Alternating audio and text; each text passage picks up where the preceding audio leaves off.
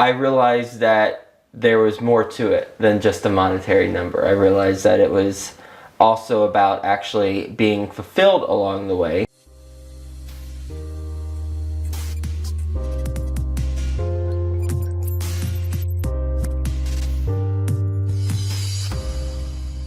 Hello and welcome everyone to another best ever short video. I'm here with Joe Fairless, host of the Best Real Estate Investing Advice Ever show. How you doing today, Joe? Great. Good. So we'll be shooting a series of videos, all of which will be released on our YouTube channel and social media platforms in the coming weeks. So make sure you're looking out for those. All the platforms will be listed at the end of this video. And make sure you're looking out for the next book we have coming out. How to do syndication. Do we have an idea when that's coming out? Couple months. Couple months? Okay. From when this video goes live. And it'll be a step-by-step how to buy apartment buildings from the very beginning, where you're building out your team and really learning the fundamentals, all the way to the end where you're doing asset management of the purchased apartment community and then looking to rinse and repeat. Awesome. So make sure you're looking out for that.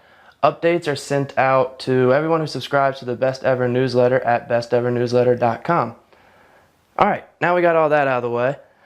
The first thing I wanted to congratulate and ask you some things about is you just your company recently hit 300 million controlled in real estate. So congratulations and thoughts?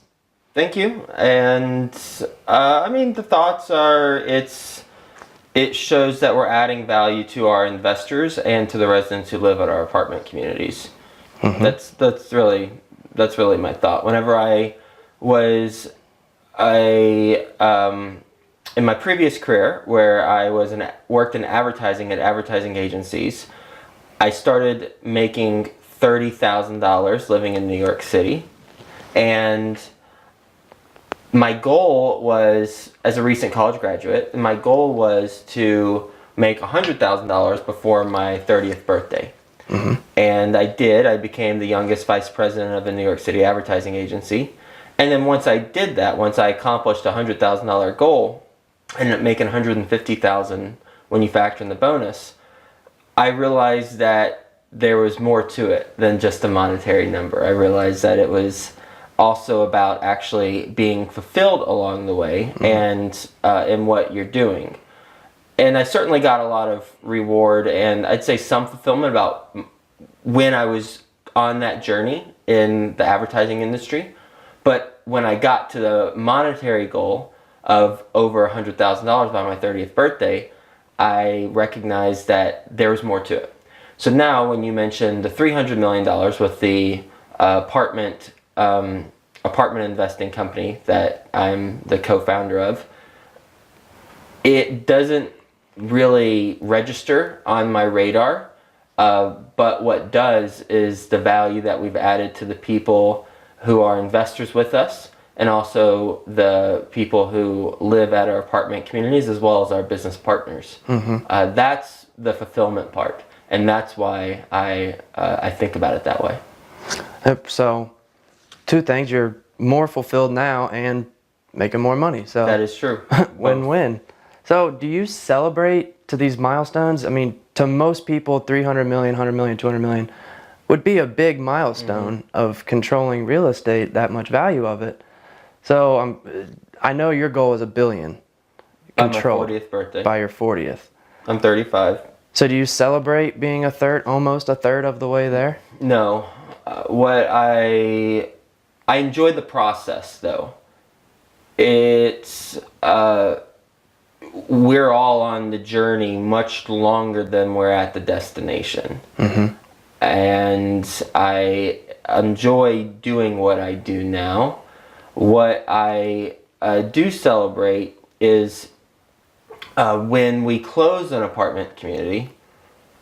What I did previously was I would send out a note and a little gift basket to each of my investors after we closed. And then I recognized that that's not really the important milestone of the transaction. The important milestone, or one to celebrate, is when we deliver the first investor distribution. Mm-hmm. Therefore, now when I celebrate by sending out a gift basket or something after we close after we send out our first investor distribution, not when we actually close. And my note says to my investors, I used to send out a gift basket after we close, but That's it's not really okay, congrats, pat ourselves on the back. But really, have we set it up for success so that now we're distributing funds back to investors and starting that process? So you really enjoy the process, kind of like Terrell Fletcher at your conference. Champions, because he was a football player, champions enjoy the process as much as the outcome. Yeah, he said you can't just like the process, you have to love the process. Yeah. Absolutely. So is there anything, well, I'll ask you this first. What have you done really well that maybe you think above average or above most other syndicators that has allowed you to get to where you are today? Well, I think we could have a very long conversation with that answer. We could have a relatively short one and go high level. For the purpose of this, we'll go high level. Yeah. I'd say having doing consistent work. And by consistent, I mean daily work towards the goal. Okay. I got a daily podcast. A daily podcast has been released for the last almost 1,400 days, and that's been a big contributing point to this. Mm-hmm. Is that something that, I guess, so when you hit big milestones, I know your big goal hasn't come yet, and you're working towards it. Is the daily podcast something that keeps you focused? Because me personally, if I ever do hit 100 million in real estate, I'd be like, I got it made. I'm good. I'm going to Fiji. I don't need to keep working. Mm-hmm. So, well, in a couple distinctions here. One is my company controls a little bit over $300 million of real estate right now.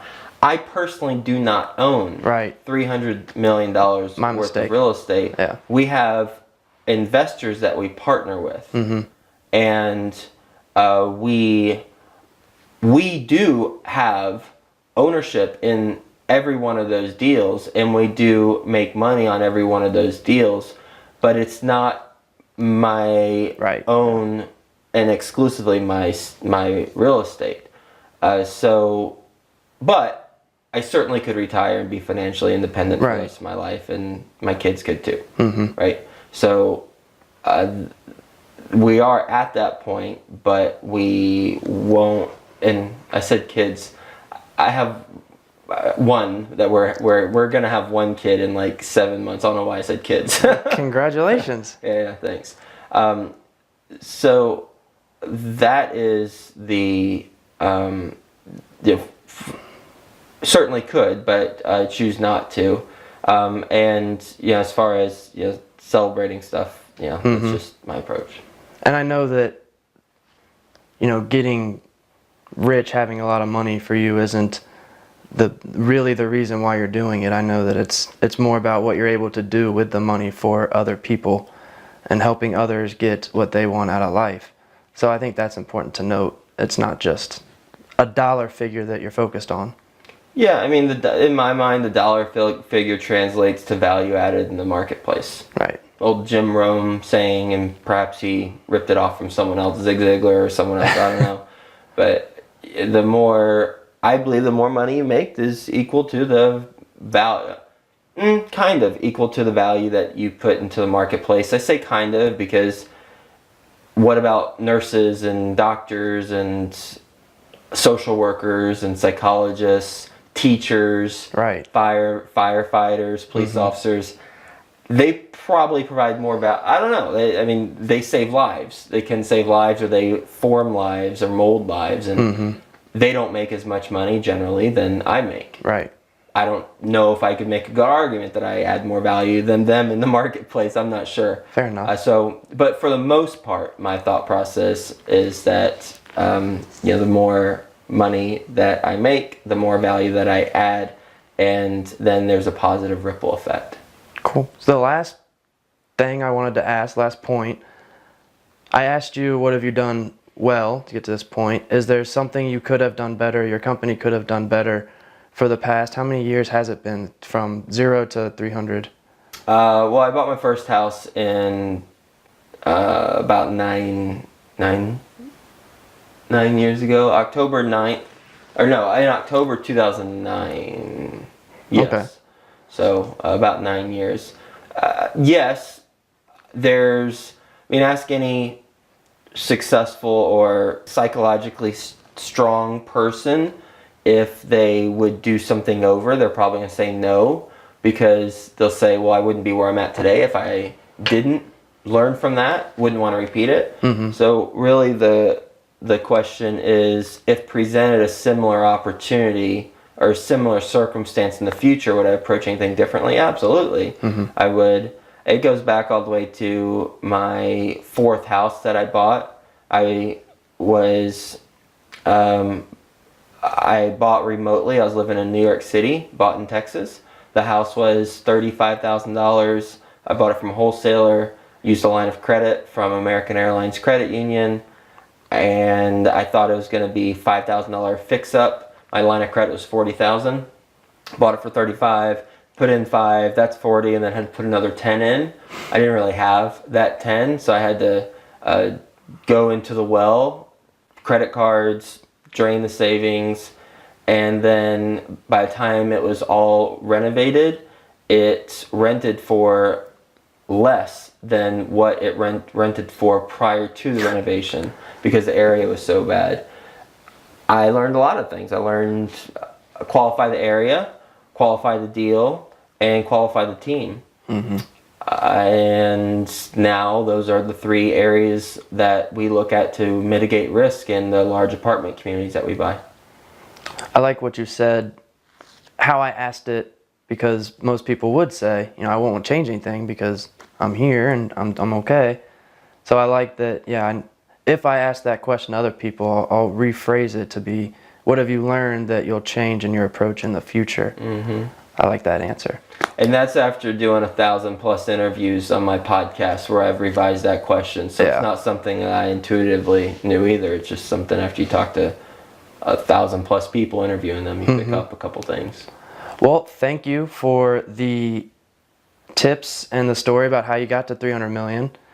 And this is the first I've heard about a baby on the way, which you just skimmed over. Oh, yeah. So that's awesome. Yeah, thank you. Congratulations. And for everybody watching, if you're on YouTube, please like and subscribe. And if you're watching on one of our social media channels, please like and comment. And if you want more tips like this, you can subscribe to our Best Ever newsletter, sent out every week at bestevernewsletter.com.